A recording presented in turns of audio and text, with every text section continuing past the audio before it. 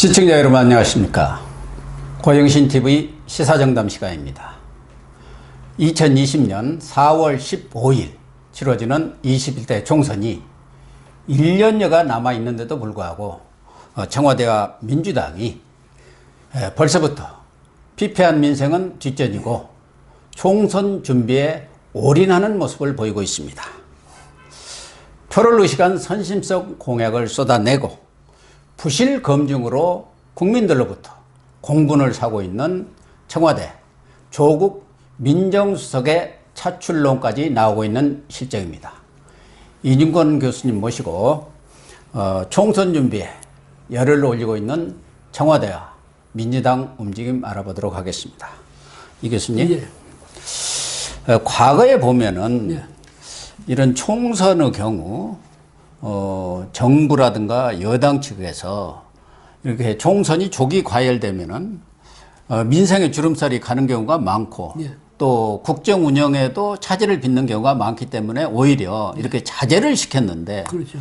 최근에 보면은 오히려 여권에서 총선 캠페인을 벌이면서 이렇게 조기 과열, 총선 조기 과열 분위기를 이렇게 조성하는 느낌을 주고 있는데 왜 그런가요? 지난 4.3 보선 때 좀 크게 혼이 나가지고 위기의식 아니면 초저감의 발로인가요? 거기다 문재인 대통령 국정 운영에 대한 여론조사 지지율이 아주 급격히 떨어졌지 않습니까? 그렇죠. 예.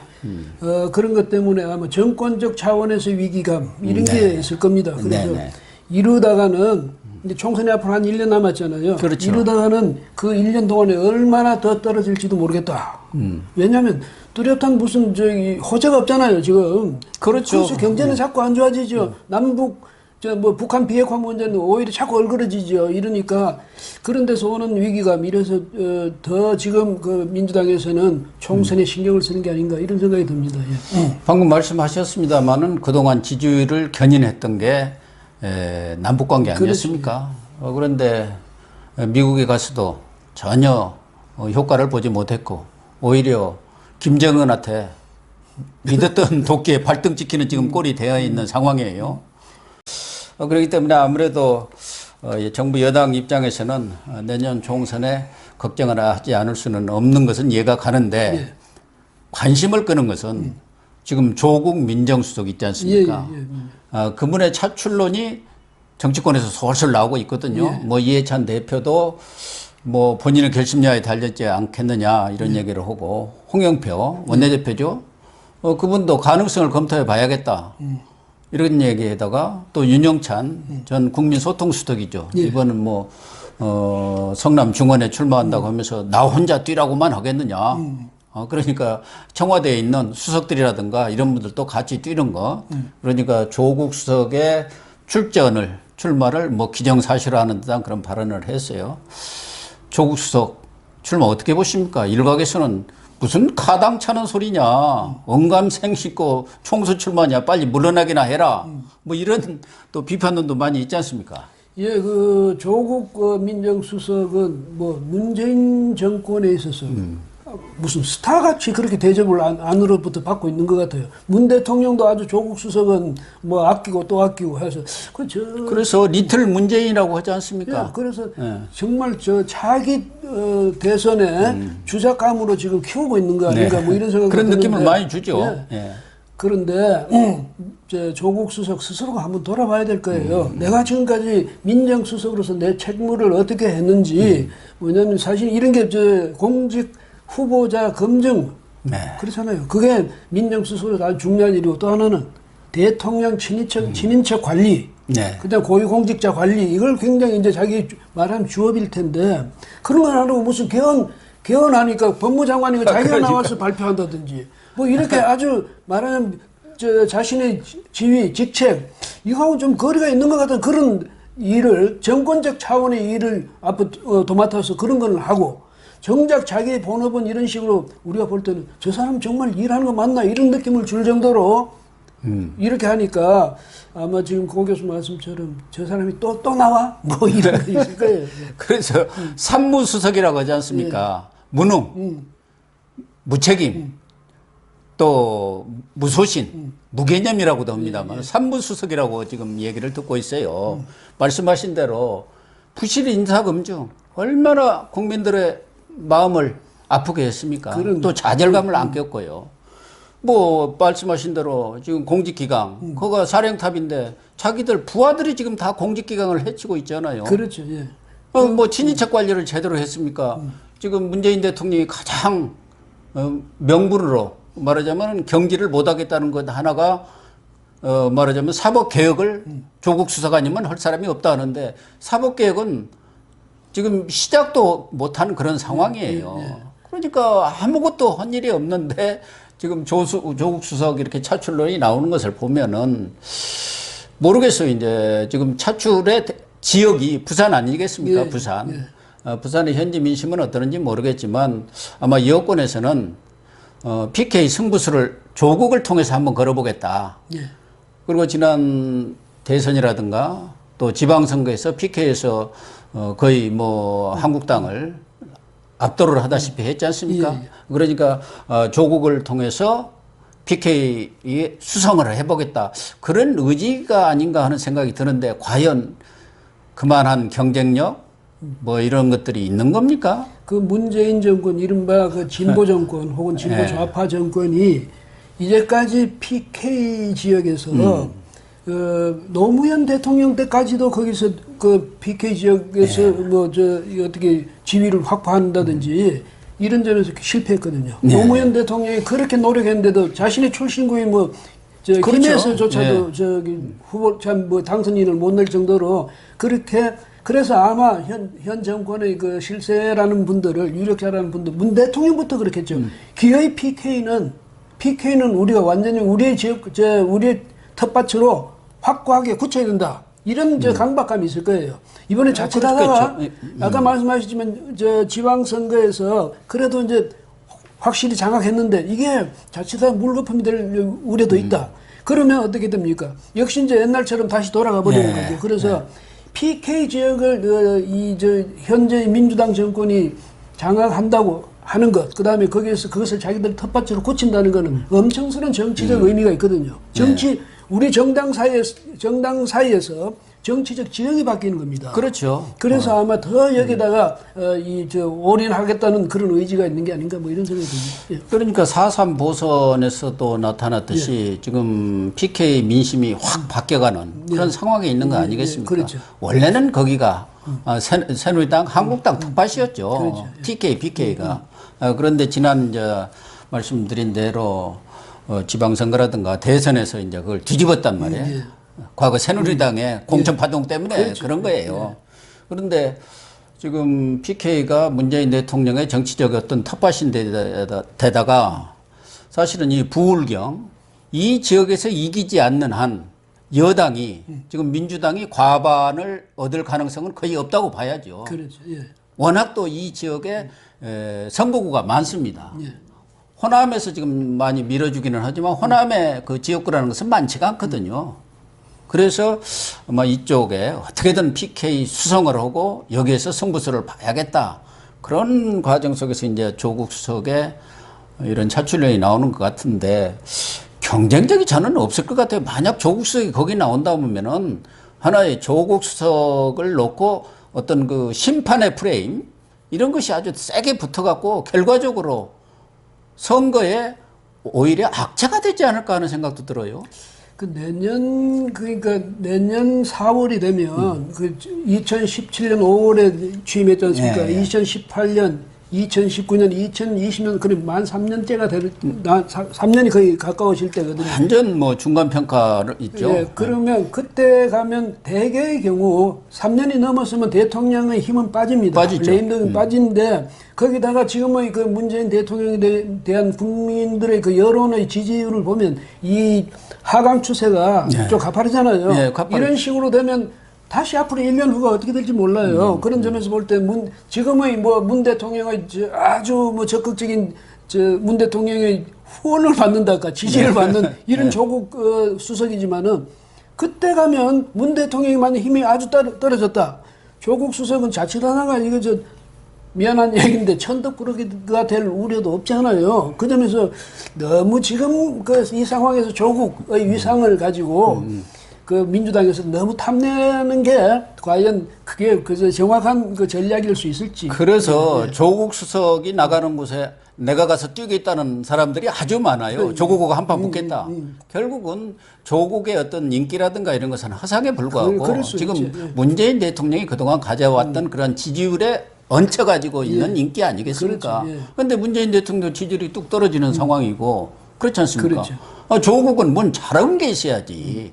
뭐 하나라도 이뤄놓은 게 있어야 할 거 아닙니까? 교수 시절에는 그래도 좀 평가를 받았는데 청와대 들어와가지고는 완전히 무능, 무소신의 뭐 이런 상징적인 인물이 되어버렸단 말이에요. 그 교수 시절에 어떤 평가를 받았는지 모르겠고 다만 이런 평가를 받았을 거예요. 문재인 대통령으로부터 속으로 문 대통령의 속으로 그래도 나를 이렇게 끝까지 신뢰해주고 나를 위해서 이렇게 헌신해주는 데 대해서 고맙다. 그래서 문 대통령에 대한 헌신에 있어서는 평가를 받았을 수 있는데 그렇죠. 글쎄 그분이 뭐 학문적으로 어느 정도의 그 학계 내에서 평가를 받은지는 잘 모르겠고 그 다음에 조국 민정수석이라고 들었을 때 그분이 아까도 말씀드렸지만 자기의 본업에 대해서 이렇다 할 무슨 뭐 실적을 낸 게 없잖아요. 예.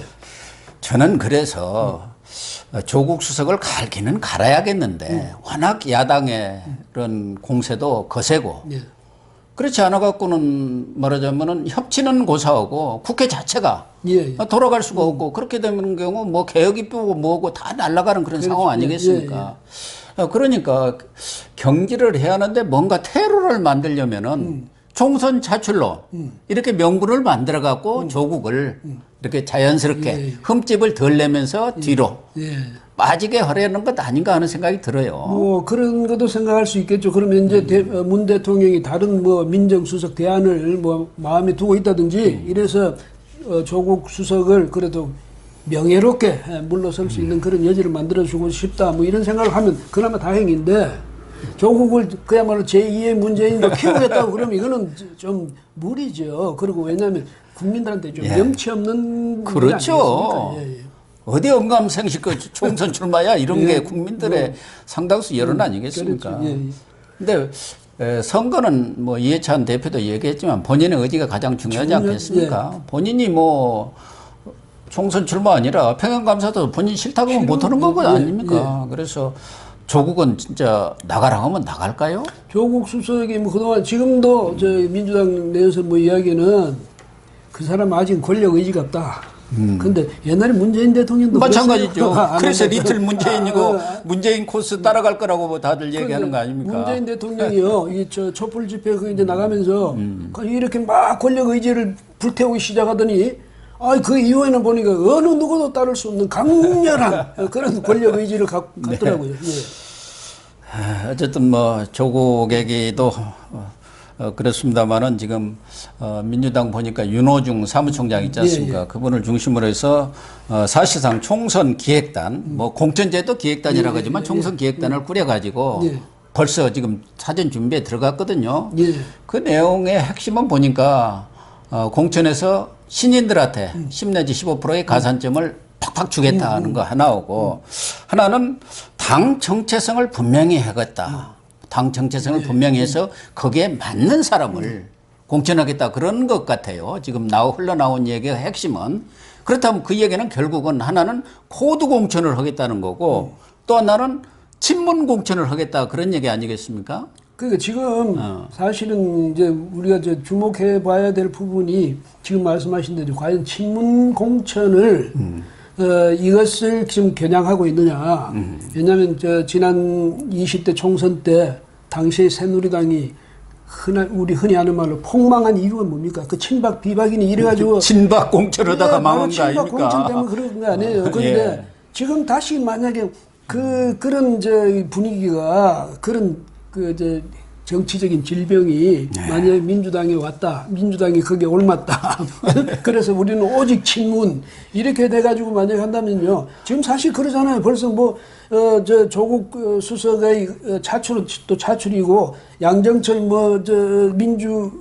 연구원장 올해 부임한다고 그러고, 또 탁현민 전에 행정관도 입당한다고 그러고, 김부경, 김영춘, 도종환 이런 분들은 이미 돌아갔죠.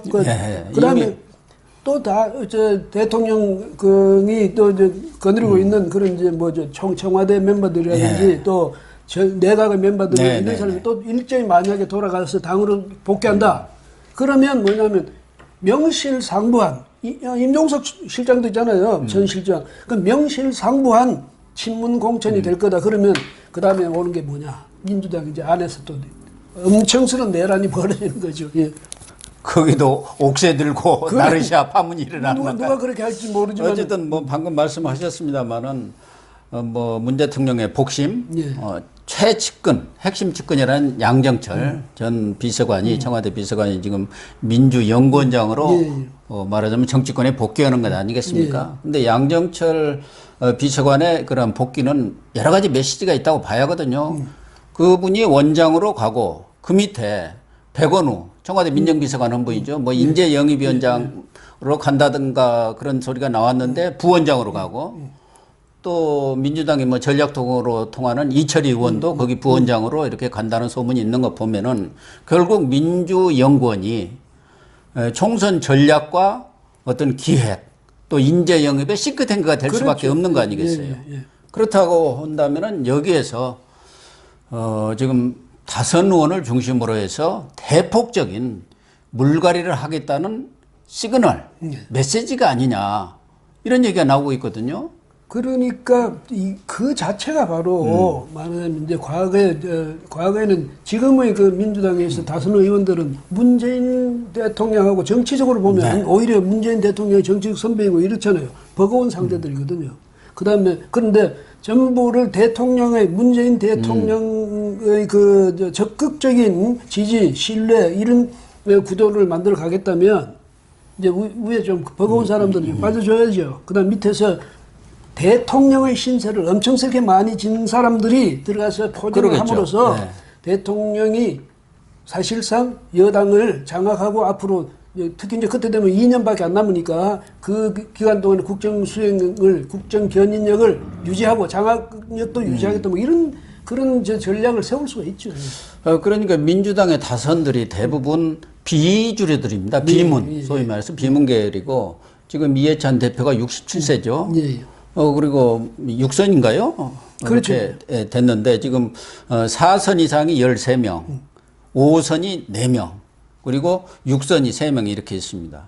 그래서 아마 4선 이상은 전원 물갈이 되는 것 아니냐. 그래서 다선 의원들이 지금 벌벌 떨고 있다는 거예요. 지난번에 박영선, 진영 두 분이 다 4선 이상 아닙니까? 이분들이 벌써 장관으로 간 것은 미리 알아서 선수를 쳤다는 거거든요. 우상호 의원까지도 내가 더 이상 4선 이상 돼가지고는 할 일이 없겠다 해서 장관설, 문체부 장관설이 나왔는데 이분은 또 운동권 출신 아닙니까? 그래서 당에서 총선 때 뭐 할 일이 좀 있다 해가지고 주저앉혔다는 거거든. 그렇다고 본다면은 이 다선들 대부분을 물갈이 시키면서 말하자면은 친문 세력, 코드 공천을 해서 전면적인 그런 쇄신 공천이라는 이름으로 한번 승부수를 띄우겠다는 게 기본 전략 아닌가. 그렇죠. 왜냐하면 뭐 누가 대통령이든 사실은 이게 뭐냐면 자연스러운 선택이에요. 어쩔 수 없이 불가피하게 결국 내 사람, 내 주위에 모으겠다. 그래서 이제 이 국정 장악력을 계속 유지해 가겠다. 뭐 이런 뜻일 수가 있는데 저는 하나 또 궁금한 게 이렇게 됐을 경우 그동안 민주평화당 있잖아요. 민주평화당은 또 더불어민주당하고 사실은 이제 같은 거기서 또 나가가지고 나중에 이제 국민의당으로 갔다가 또 민평당으로 가고 이랬는데 여기 계시는 분들이잖아요. 이분들은 그분들 중에는 혹시 민주당에 복귀할 그런 생각을 가졌던 분들도 있을 텐데. 있는 정도가 아니라 다 들어갔으면 하죠. 현실적으로는. 이분들이 이제 이렇게 되면 희망이 사라지는 것 아닙니까? 왜냐하면 당내에 있는 다선들도 다 내보내겠다는데, 밖에 나갔던 사람 거기 사람들 만약에 들어오면 어떻게 했냐면 25%를 감산해버린답니다. 그러니까. 탈당했던 사람들 이러면 그럼 못 베겨내는 거지 아무도. 그러니까 민주당 내에서 뭐 좀 다선 아니 이제 민주당이 아니죠 민평당이죠. 또 지금 바른정당에도 과거 민주당 계열이 있습니다만은 그런 분들은 아예 이쪽에서 영입 대상으로도 생각지 않고 다만 초재선 중에서 그래도 의정 활동도 좋고 이미지도 이렇게 훌륭한 사람들 몇 사람을 선별 영입하겠다는 게 기본 생각인 것 같아요. 그래서 이용호, 송금주 두 의원이 그쪽에서 상당히 내락을 받았었다고 제가 들었거든요. 본인들한테 직접. 그런데 또 현지에서 또 그동안 노력했던 분들이 있단 말이에요. 현지 위원장들이. 우리 대선 때 열심히 가고 표 말아주었는데 왜 낙하산 받아가지고 우리 쫓아내느냐 하니까 이제 결국은 무산이 됐거든요. 그래서 민평당이 민주당하고 어떻게 통합 내지는 연대해가지고 말하자면은 뭐 호남 쪽에서 공천을 받아보겠다 하는 생각은 제가 볼 때는 백일몽입니다. 한두 사람, 뭐 많아봤자 서너 사람 정도 선별 영입하면 다행이라고 생각하거든요. 그 꿈은 사라졌죠. 그래서 민평당에 있는 분들 또 저기 지금 바른미래당에서 있는 그 구민주계랄까 뭐 이런 사람들은 이제 정말 생각을 달리해야 될 겁니다. 뭐냐면 이제는 정면으로 호남에서도 정면으로 민주당하고 뭐 겨룰 수밖에 없잖아요. 그렇죠. 그렇게 이제 스스로 이제 이 입지를 분명히 확인하고 해야지.